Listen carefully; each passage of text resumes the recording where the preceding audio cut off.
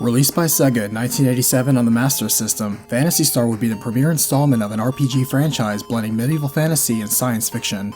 Directed by Kotaro Hayashida, the game would revolutionize RPGs at the time with 3D dungeon exploration, a female lead, and ample animations and cutscenes.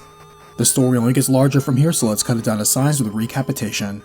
As the game begins, it's the year 342 in the after-war space century, and after 200 years of colonization of the three-planet algal solar system in the Andromeda Galaxy, the denizens of Palma, Motavia, and Desirus have suffered a dark turn in their once benevolent King Lazic. Obsessed with a strange cult promising immortality, the king turned into a tyrant, allowing the planets to decline and decay while dabbling in dark magic, even bringing the dead to life. Among those who would rally in secret against King Lazic was a young spaceport worker named Nero, who would be hunted down and killed by Lazic's robot cops like his father before him, who attempted to learn Lazic's evil secrets. Dying in the arms of his sister Alice, Nero asks her to seek a fighter named Odin as he passes along his sword to her, and accepting the task, she promises his death will not be in vain. Leaving her hometown of Caminate, Alice heads to the port town of Scion, learning that Odin set out to slay a nearby Medusa alongside a talking animal. Tracking the animal to the sandy planet of Motavia, Alice trades for the feline as it introduces itself as Meow, also sharing Odin was turned to stone, though the medicine he carries can cure his petrification. Returning back to Palma, they enter Medusa'S cave and explore the advanced three-dimensional halls to find Odin's statue, freeing him as he agrees to join Alice's mission to kill Lazic and avenge her brother. Odin adds he was trying to kill Medusa for her mystic acts, now resuming his hunt as Alice decides to seek more allies to her cause, picking up a shortcake along the way. Trying to gain aid from Otavia, they speak to the governor, who voices his support for the endeavor and directs them to an Esper named Noah who can help. He writes a letter of introduction for them as they rest, though they are set upon by a nightmarish succubus who devours them in their sleep. Waking from the bizarre bad dream, they take the letter from the governor and seek out Noah, finding cases of outcast farmers fallen in hard times and turning to banditry. Finding Noah, whose real name is Lutz, they hand their letter to the wizard, who is convinced to take action immediately and says they now need to go to the Gothic forests and find Dr. Luvino. Trekking to the doctor, they ask him to build them a spaceship, and he agrees only after they also provide him with staff and funds to do so.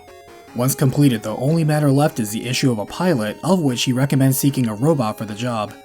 Finding and repairing an abandoned robot named Hapsby, they secure a means to fly their new ship, the Luvino, as the robot also helpfully repairs an abandoned hovercraft as well. Traveling further, they hear of a shield effective against the Medusa'S gaze, while also securing a Land Rover to ease the trips across the Motavian wastelands and deal with the Mad Doctor, Dr. Mad. Slaying a red space dragon and collecting its powerful blade, they cross a treacherous poison gas field to find the Mirror Shield. Preparations ready, the group climbs Medusa'S tower as they neutralize the deadly gaze of the mythical monster, finally killing it and earning its Laconian axe. Odin grips the mighty weapon as Alice now leads the group to the ice planet of Desirus, hearing some of King Lazic's necromancy has emerged and that he fears the holy power stored within weapons made of Laconia.